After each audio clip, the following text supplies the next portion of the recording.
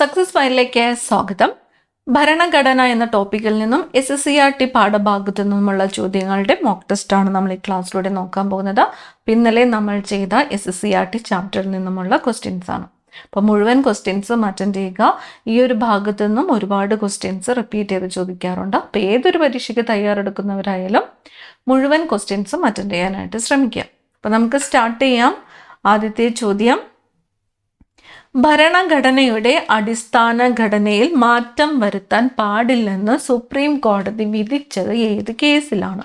ഭരണഘടനയുടെ അടിസ്ഥാന ഘടനയിൽ മാറ്റം വരുത്താൻ പാടില്ലെന്ന് സുപ്രീം കോടതി വിധിച്ചത് ഏത് കേസിൽ ആണ്? ഉത്തരം ഏതാണ് വരുന്നത്? കേശവാനന്ദ ഭാരതി കേസ്. ഉത്തരം കിട്ടുന്നുണ്ടോ എന്ന് ചെക്ക് ചെയ്യുക. നിങ്ങൾക്ക് എത്ര മാർക്ക് സ്കോർ ചെയ്യാൻ പറ്റുന്നുണ്ടെന്ന് കമൻറ്റ് ചെയ്യുക. അപ്പോൾ ഭരണഘടനയുടെ അടിസ്ഥാന ഘടനയിൽ മാറ്റം വരുത്താൻ പാടില്ലെന്ന് സുപ്രീം കോടതി വിധിച്ചത് കേശവാനന്ദ ഭാരതി കേസിലാണ്. ഏത് വർഷമായിരുന്നു കേശവാനന്ദ ഭാരതി കേസ്? 1973.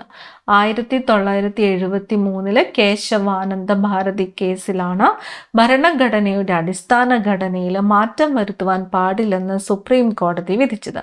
വർഷം പ്രത്യേകം നോട്ട് ചെയ്യുക, 1973. അടുത്ത ചോദ്യം, കേശവാനന്ദ ഭാരതി കേസിന് ആധാരമായ എടനീർ മഠം സ്ഥിതി ചെയ്യുന്നത് ഏത് ജില്ലയിലാണ്? കേശവാനന്ദ ഭാരതി കേസിന് ആധാരമായ എടനീർ മഠം ഏത് ജില്ലയിലാണ് സ്ഥിതി ചെയ്യുന്നത്? കാസർഗോഡ് ജില്ലയിലാണ് കേശവാനന്ദ ഭാരതി കേസിന് ആധാരമായ എടനീർ മഠം സ്ഥിതി ചെയ്യുന്നത്. കാസർഗോഡ് ജില്ല. വിദ്യാഭ്യാസത്തെ മൗലികാവകാശമാക്കി മാറ്റിയ ഭരണഘടനാ ഭേദഗതി ഏത്? വിദ്യാഭ്യാസത്തെ മൗലിക അവകാശമാക്കി മാറ്റിയ ഭരണഘടനാ ഭേദഗതി ഏത്? 86ാം ഭരണഘടനാ ഭേദഗതിയാണ്. 86ാം ഭരണഘടനാ ഭേദഗതി പ്രകാരമാണ് വിദ്യാഭ്യാസത്തെ മൗലിക അവകാശമാക്കി മാറ്റിയത്. ഏത് വർഷമാണ്? 2002. 2002 86ാമത്തെ ഭരണഘടനാ ഭേദഗതി പ്രകാരമാണ് വിദ്യാഭ്യാസം മൗലിക അവകാശമായിട്ട് മാറിയത്. വിദ്യാഭ്യാസ അവകാശവുമായി ബന്ധപ്പെട്ട ഭരണഘടനയിൽ ചേർക്കപ്പെട്ട വകുപ്പ് ഏതാണ്? വിദ്യാഭ്യാസ അവകാശവുമായിട്ട് ബന്ധപ്പെട്ട് ഭരണഘടനയിൽ ചേർക്കപ്പെട്ട വകുപ്പ് ഏത്?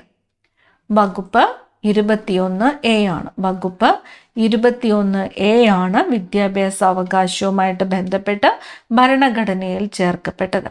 വകുപ്പ് 21A.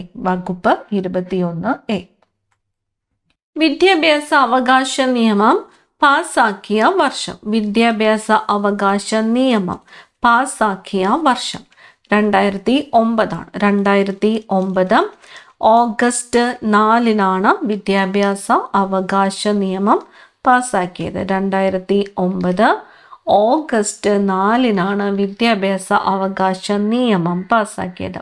അപ്പോൾ വിദ്യാഭ്യാസ അവകാശ നിയമം നിലവിൽ വന്ന വർഷം ഏതെന്ന് ചോദിച്ചാലോ, 2010 ഏപ്രിൽ 1. 2010 ഏപ്രിൽ 1 വിദ്യാഭ്യാസ അവകാശ നിയമം നിലവിൽ വന്നത്. അപ്പോൾ വിദ്യാഭ്യാസ അവകാശ നിയമം പാസാക്കിയ വർഷം 2009 ഓഗസ്റ്റ് 4. വിദ്യാഭ്യാസ അവകാശ നിയമം നിലവിൽ വന്ന വർഷം 2010 ഏപ്രിൽ 1. അടുത്ത ചോദ്യം, വിദ്യാഭ്യാസ അവകാശ നിയമപ്രകാരം സൗജന്യ വിദ്യാഭ്യാസം ഉറപ്പുവരുത്തുന്നത് ഏത് പ്രായത്തിലുള്ള കുട്ടികൾക്കാണ്? വിദ്യാഭ്യാസ അവകാശ നിയമപ്രകാരം സൗജന്യ വിദ്യാഭ്യാസം ഉറപ്പുവരുത്തുന്നത് ഏത് പ്രായത്തിലുള്ള കുട്ടികൾക്കാണ്? ഓപ്ഷൻ ബി ആണ് ഉത്തരം. 6 മുതൽ 14 വയസ്സ് വരെ 6 മുതൽ 14 വയസ്സ് വരെ പ്രായത്തിലുള്ള കുട്ടികൾക്കാണ് വിദ്യാഭ്യാസ അവകാശ പ്രകാരം സൗജന്യവും നിർബന്ധിതവുമായ വിദ്യാഭ്യാസം ഉറപ്പുവരുത്തേണ്ടത്. 6 മുതൽ 14 വയസ്സ് വരെയുള്ള കുട്ടികൾക്ക്. ഇന്ത്യൻ ഭരണഘടനയുടെ ചെറു ഭരണഘടന മിനി കോൺസ്റ്റിറ്റ്യൂഷൻ എന്നറിയപ്പെടുന്ന ഭേദഗതി ഏത്? ഇന്ത്യൻ ഭരണഘടനയുടെ ചെറു ഭരണഘടന അഥവാ മിനി കോൺസ്റ്റിറ്റ്യൂഷൻ എന്നറിയപ്പെടുന്ന ഭേദഗതി ഏതാണ്? 42ാമത്തെ ഭേദഗതിയാണ് മിനി കോൺസ്റ്റിറ്റ്യൂഷൻ അല്ലെങ്കിൽ ചെറു ഭരണഘടന എന്നറിയപ്പെടുന്നത്. 1976 42ാം ഭേദഗതിയാണ് ചെറു ഭരണഘടന അഥവാ മിനി കോൺസ്റ്റിറ്റ്യൂഷൻ എന്ന് അറിയപ്പെടുന്നത്. 42ാം ഭേദഗതി വർഷം 1976. അടുത്ത ചോദ്യം, 42ാം ഭേദഗതിയിലൂടെ ആമുഖത്തിൽ കൂട്ടിച്ചേർക്കപ്പെട്ട വാക്കുകൾ ഏവ? 42ാമത്തെ ഭേദഗതിയിലൂടെ ആമുഖത്തിൽ കൂട്ടിച്ചേർക്കപ്പെട്ട വാക്കുകൾ ഏതെല്ലാം? ഓപ്ഷൻ സി ആണ് സോഷ്യലിസം, മതേതരത്വം, അഖണ്ഡത. സോഷ്യലിസം, മതേതരത്വം, അഖണ്ഡത എന്നീ 3 വാക്കുകൾ 42ാം ഭേദഗതിയിലൂടെ ആമുഖത്തിൽ കൂട്ടിച്ചേർക്കപ്പെട്ടു. സോഷ്യലിസം, മതേതരത്വം, അഖണ്ഡത. സോഷ്യലിസം, മതേതരത്വം, അഖണ്ഡത. ഭരണഘടനയുടെ ആമുഖം ഇതുവരെ എത്ര തവണ ഭേദഗതി ചെയ്തിട്ടുണ്ട്? ഭരണഘടനയുടെ ആമുഖം എത്ര തവണ ഭേദഗതി ചെയ്തിട്ടുണ്ട്? ഒരു തവണ മാത്രമാണ് ഭരണഘടനയുടെ ആമുഖം ഭേദഗതി ചെയ്തിട്ടുള്ളത്. അത് 1976 42ാമത്തെ ഭേദഗതി പ്രകാരമാണ്. ഭരണഘടനയുടെ ആമുഖം ഇതുവരെ എത്ര തവണ ഭേദഗതി ചെയ്തിട്ടുണ്ട്? ഒരു പ്രാവശ്യം മാത്രമാണ് ഭേദഗതി ചെയ്തിട്ടുള്ളത്. 1976 42ാമത്തെ ഭേദഗതി പ്രകാരമാണ് ഭരണഘടനയുടെ ആമുഖം ഭേദഗതി ചെയ്തിട്ടുള്ളത്. ഇന്ത്യൻ ഭരണഘടന നിലവിൽ വന്നത് എന്നാണ്? ഇന്ത്യൻ ഭരണഘടന നിലവിൽ വന്നത് എന്ന് 1950 ജനുവരി 26. 1950 ജനുവരി 26 ഇന്ത്യൻ ഭരണഘടന നിലവിൽ വന്നത്. 1950 ജനുവരി 26. ഭരണഘടനയിൽ വരുത്തിയ ഒന്നാമത്തെ ഭേദഗതി നടന്ന വർഷം ഏത്? ഭരണഘടനയിൽ നടത്തിയ ഒന്നാമത്തെ ഭേദഗതി നിലവിൽ വന്ന ഭേദഗതി നടന്ന വർഷം ഏതാണ്? 1951 ഒന്നാമത്തെ ഭേദഗതി നടന്നത്. ഒന്നാമത്തെ ഭേദഗതി പ്രകാരം 8 പട്ടികകൾ ഉണ്ടായിരുന്നത് 9 പട്ടികകളായിട്ട് മാറി. ഭരണഘടനയിൽ വരുത്തിയ ഒന്നാമത്തെ ഭേദഗതി 1951. ഇനി അടുത്ത ചോദ്യം, ഇന്ത്യയിൽ സ്വത്തവകാശം എത്ര കാലം മൗലികാവകാശമായിട്ട് നിലനിന്നു? ഇന്ത്യയിൽ സ്വത്തവകാശം എത്ര കാലം മൗലിക അവകാശമായിട്ട് നിലനിന്നു? സ്വത്തവകാശം ആദ്യം മൗലികാവകാശമായിരുന്നു. ഇപ്പോൾ നിലവിൽ സ്വത്തവകാശം നിയമപരമായ അവകാശമാണ്. നമ്മുടെ ചോദ്യം എന്താണ്? ഇന്ത്യയിൽ സ്വത്തവകാശം എത്ര കാലം മൗലികാവകാശമായിട്ട് നിലനിന്നു എന്നാണ്.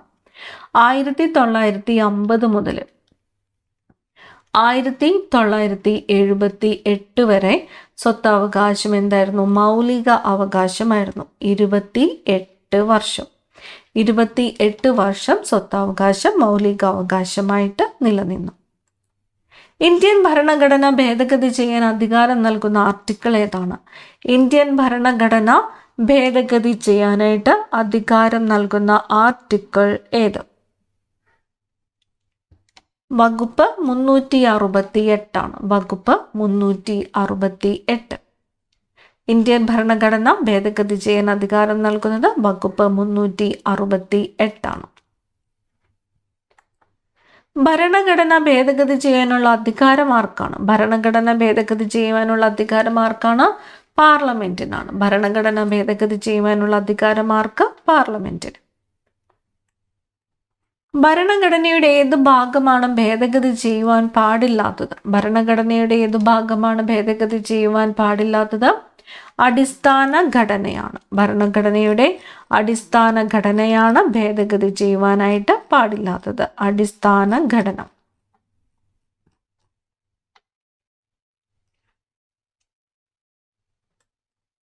പഞ്ചായത്ത് രാജ് നിയമം നിലവിൽ വരാൻ കാരണമായ ഭേദഗതി. പഞ്ചായത്ത് രാജ് നിയമം നിലവിൽ വരുവാൻ കാരണമായ ഭേദഗതി ഏതാണ്?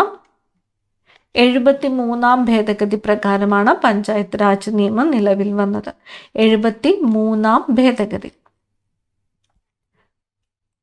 നഗരപാലികാ നിയമം നിലവിൽ വരാൻ കാരണമായ ഭേദഗതി ഏത്? നഗരപാലികാ നിയമം നിലവിൽ വരുവാൻ കാരണമായത് 74-ാമത്തെ ഭേദഗതിയാണ്.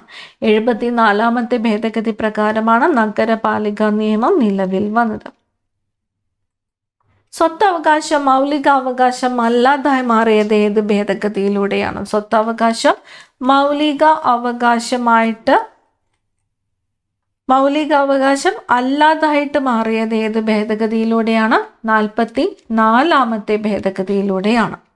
44-ാമത്തെ ഭേദഗതിയിലൂടെയാണ് സ്വത്തവകാശം മൗലിക അവകാശം അല്ലാതായിട്ട് മാറിയത്. 1978-ലെ 44-ാം ഭേദഗതി പ്രകാരമാണ് സ്വത്തവകാശം മൗലികാവകാശം അല്ലാതായിട്ട് മാറിയത്. ചരക്കു സേവന നികുതി GST നടപ്പിലാക്കിയ ഭരണഘടനാ ഭേദഗതി ഏത്? GST നടപ്പിലാക്കിയത് ഏത് ഭരണഘടനാ ഭേദഗതി പ്രകാരമാണ്?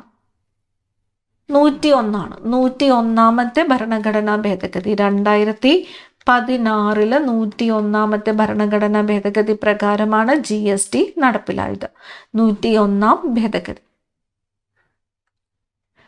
പോക്സോ നിയമം നിലവിൽ വന്ന വർഷം? Protection of children from sexual offences act. POCSO നിയമം നിലവിൽ വന്നത് 2012-ലാണ്. പോക്സോ നിയമം protection of children from sexual offences act നിലവിൽ വന്നത് 2012. പോക്സോ നിയമപ്രകാരം കുട്ടിയായി പരിഗണിക്കുന്നത് ഏത് പ്രായത്തിന് താഴെയുള്ളവരെയാണ്? പോക്സോ നിയമപ്രകാരം കുട്ടിയായിട്ട് പരിഗണിക്കുന്നത് 18 വയസ്സിന് താഴെയുള്ളവരെയാണ്. 18 വയസ്സിന് താഴെയുള്ളവരെയാണ് കുട്ടിയായിട്ട് പരിഗണിക്കുന്നത്. ലൈംഗിക അതിക്രമ കേസുകൾ റിപ്പോർട്ട് ചെയ്യേണ്ടത് പോക്സോ നിയമത്തിൽ ഏത് വകുപ്പ് പ്രകാരമാണ്? ലൈംഗിക അതിക്രമ കേസുകൾ റിപ്പോർട്ട് ചെയ്യേണ്ടത് പോക്സോ നിയമത്തിൽ ഏത് വകുപ്പ് പ്രകാരമാണ്? വകുപ്പ് 19 പ്രകാരമാണ്. വകുപ്പ് 19 പ്രകാരമാണ് ലൈംഗിക അതിക്രമ കേസുകൾ പോക്സോ നിയമത്തിലെ വകുപ്പ് 19 പ്രകാരമാണ് റിപ്പോർട്ട് ചെയ്യേണ്ടത്. വകുപ്പ് 19. പോക്സോ കേസുകൾ കൈകാര്യം ചെയ്യുന്ന ഉദ്യോഗസ്ഥൻ അറിയപ്പെടുന്നത് എങ്ങനെ? പോക്സോ കേസുകൾ കൈകാര്യം ചെയ്യുന്ന ഉദ്യോഗസ്ഥൻ child welfare police officer. Child welfare police officer. POCSO നിയമത്തിന്റെ നിരീക്ഷണത്തിനായി ബാലാവകാശ സംരക്ഷണ കമ്മീഷൻ ഒരുക്കിയ സംവിധാനം. പോക്സോ നിയമത്തിന്റെ നിരീക്ഷണത്തിനായിട്ട് ബാലാവകാശ സംരക്ഷണ കമ്മീഷൻ ഒരുക്കിയ സംവിധാനം ഏത്? POCSO monitoring cell. POCSO monitoring cell. എത്രാമത്തെ ഭേദഗതി? വകുപ്പ് 44 പ്രകാരം. വകുപ്പ് 44 പ്രകാരം പോക്സോ മോണിറ്ററിംഗ് സെൽ. ലോകത്തിലെ ഏറ്റവും വലിയ എഴുതപ്പെട്ട ഭരണഘടന ഏത്? ലോകത്തിലെ ഏറ്റവും വലിയ എഴുതപ്പെട്ട ഭരണഘടന ഇന്ത്യയുടേതാണ്. ലോകത്തിലെ ഏറ്റവും വലിയ എഴുതപ്പെട്ട ഭരണഘടന ഇന്ത്യയുടേതാണ്. ഏകപൗരത്വം എന്ന ആശയം കടമെടുത്തത് ഏത് രാജ്യത്തു നിന്നുമാണ്? ഏകപൗരത്വം എന്ന ആശയം കടമെടുത്തത് ബ്രിട്ടനിൽ നിന്നുമാണ്. ഏകപൗരത്വം എന്ന ആശയം ഇന്ത്യൻ ഭരണഘടന കടമെടുത്തത് ഏത് രാജ്യത്തു നിന്നുമാണ്? ബ്രിട്ടനാണ്. ബ്രിട്ടൻ. വോട്ട് ചെയ്യുവാനുള്ള പ്രായം 21-ൽ നിന്നും 18-ലേക്ക് കുറച്ച ഭരണഘടനാ ഭേദഗതി. വോട്ട് ചെയ്യുന്നതിനുള്ള പ്രായം എത്രയിൽ നിന്ന് എത്രയാക്കി കുറച്ചു? 21-ൽ നിന്നും 18-ആക്കി കുറച്ചു. ഏത് ഭേദഗതി പ്രകാരമാണ്? 61-ാമത്തെ ഭേദഗതി. 1989-ലെ 61-ാമത്തെ ഭേദഗതി പ്രകാരമാണ് വോട്ട് ചെയ്യുവാനുള്ള പ്രായം 21-ൽ നിന്നും 18-ആക്കി കുറച്ചത്. 61-ാം ഭേദഗതി 1989. മൗലിക അവകാശങ്ങൾ ഭരണഘടനയുടെ എത്രാമത്തെ ഭാഗത്താണ് ഉൾപ്പെടുത്തിയിരിക്കുന്നത്? മൗലിക അവകാശങ്ങൾ ഭരണഘടനയുടെ എത്രാമത്തെ ഭാഗത്താണ് ഉൾപ്പെടുത്തിയിരിക്കുന്നത്? ഭാഗം 3 ഭാഗം 3. അനുച്ഛേദം 12 മുതൽ 35 വരെ. മൗലികാവകാശങ്ങൾ ഭരണഘടനയുടെ എത്രാമത്തെ ഭാഗത്താണ് ഉൾപ്പെടുത്തിയിരിക്കുന്നത്? ഭാഗം 3 അനുച്ഛേദം 12 മുതൽ 35 വരെ. മൗലിക കർത്തവ്യങ്ങൾ ഭരണഘടനയിൽ ഉൾപ്പെടുത്തിയിരിക്കുന്ന ഭേദഗതി ഏത്? മൗലിക കർത്തവ്യങ്ങൾ ഭരണഘടനയിൽ ഉൾപ്പെടുത്തിയ ഭേദഗതി 42ാമത്തെ ഭരണഘടനാ ഭേദഗതി പ്രകാരമാണ്. 1976 42ാമത്തെ ഭരണഘടനാ ഭേദഗതി പ്രകാരമാണ് മൗലിക കർത്തവ്യങ്ങൾ ഭരണഘടനയിൽ ഉൾപ്പെടുത്തിയത്. മൗലിക കർത്തവ്യങ്ങൾ ഉൾപ്പെടുത്തിയപ്പോൾ 10 എണ്ണമായിരുന്നു. നിലവിൽ 11 മൗലിക കർത്തവ്യങ്ങളാണ് ഉള്ളത്. പ്രായപൂർത്തി വോട്ടവകാശത്തെക്കുറിച്ച് പ്രതിപാദിക്കുന്ന ഭരണഘടനാ അനുച്ഛേദം ഏത്? പ്രായപൂർത്തി വോട്ടവകാശത്തെക്കുറിച്ച് പ്രതിപാദിക്കുന്ന ഭരണഘടനാ അനുച്ഛേദം ഏത്?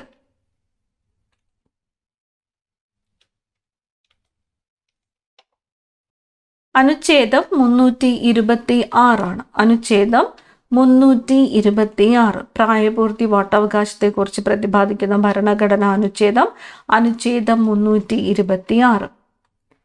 ഭരണഘടന നിലവിൽ വരുമ്പോൾ അതിൽ എത്ര ഭാഗങ്ങൾ ഉണ്ടായിരുന്നു? എത്ര ഭാഗങ്ങളാണ് ഉണ്ടായിരുന്നത്? 22 ഭാഗങ്ങൾ.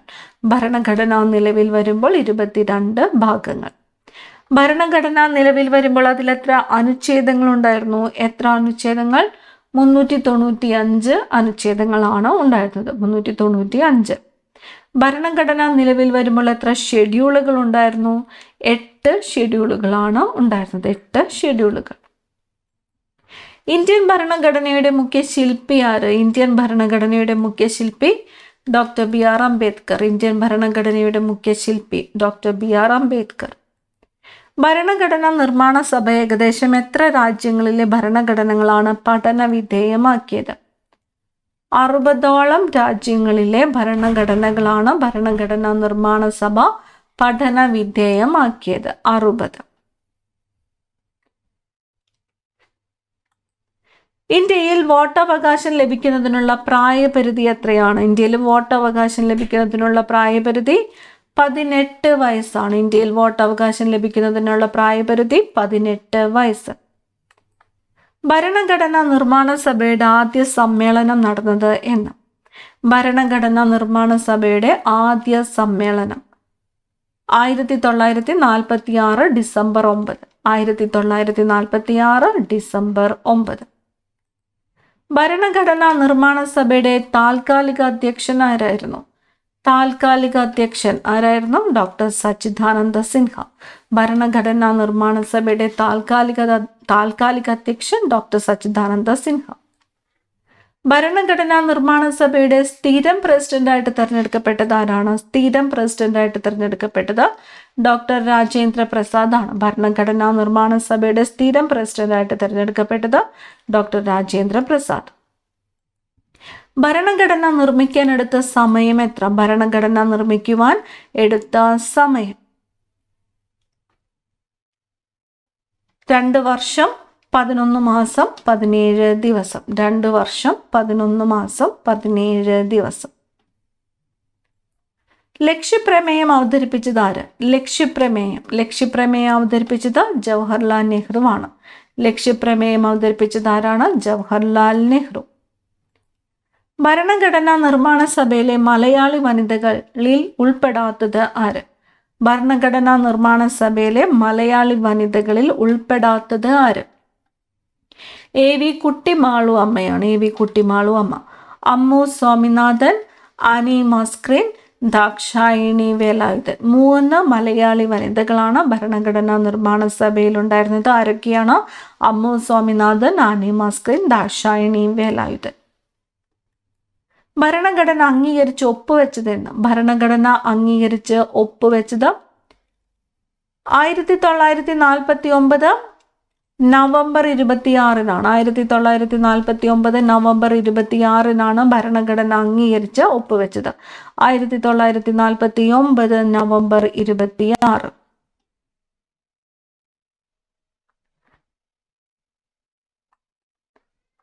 റിപ്പബ്ലിക് ആകുന്നതുവരെ ഇന്ത്യ പിന്തുടർന്നിരുന്ന പ്രധാന നിയമം ഏതാണ്?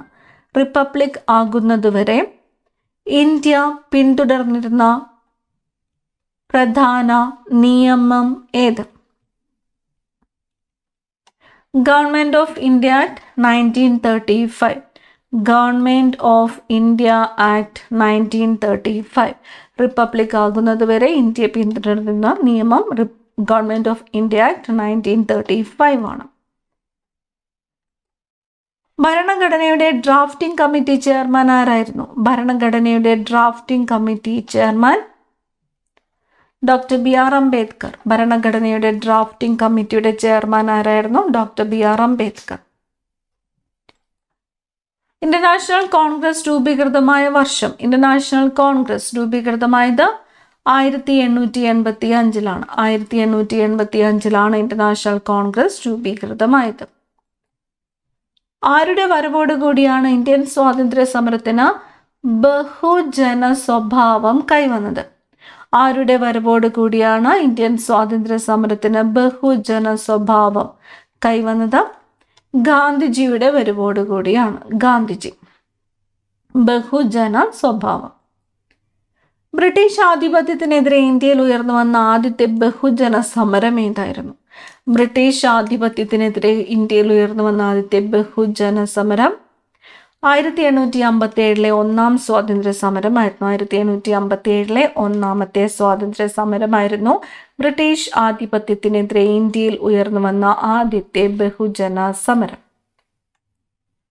നാരി ശക്തി വന്ദൻ അധിനിയം എന്ന പേരിൽ അറിയപ്പെടുന്ന ഭേദഗതി? നാരി ശക്തി വന്ദൻ അധിനിയം എന്ന പേരിൽ അറിയപ്പെടുന്നത് 106ാമത്തെ ഭരണഘടനാ ഭേദഗതിയാണ്. ഏറ്റവും ലേറ്റസ്റ്റ് ആയിട്ടുള്ള ഭരണഘടനാ ഭേദഗതിയാണ് 106ാമത്തെ ഭരണഘടനാ ഭേദഗതി. 106ാം ഭരണഘടനാ ഭേദഗതിയാണ് നാരി ശക്തി വന്ദൻ അധിനിയം എന്ന പേരിൽ അറിയപ്പെടുന്നത്. ഈ ക്ലാസ്സിലെ അവസാനത്തെ ചോദ്യം, 106ാം ഭേദഗതി അനുസരിച്ച് വനിതാ സംവരണത്തിന്റെ കാലയളവ് എത്ര വർഷമാണ്? 15 വർഷമാണ്. 106ാമത്തെ ഭേദഗതി അനുസരിച്ച് വനിതാ സംവരണത്തിന്റെ കാലയളവ് എത്ര വർഷമാണ്? 15 വർഷമാണ്. ഏറ്റവും പ്രധാനപ്പെട്ട ചോദ്യങ്ങളാണ്. ഈ ചോദ്യങ്ങളെല്ലാം തന്നെ PSC ചോദിച്ചിട്ടുള്ളതാണ്. ഇനിയും തുടർന്ന് ചോദിക്കുന്ന ചോദ്യങ്ങളാണ്. മുഴുവൻ ക്വസ്റ്റ്യൻസും പഠിക്കുക. അടുത്ത ക്ലാസ്സിൽ കാണാം.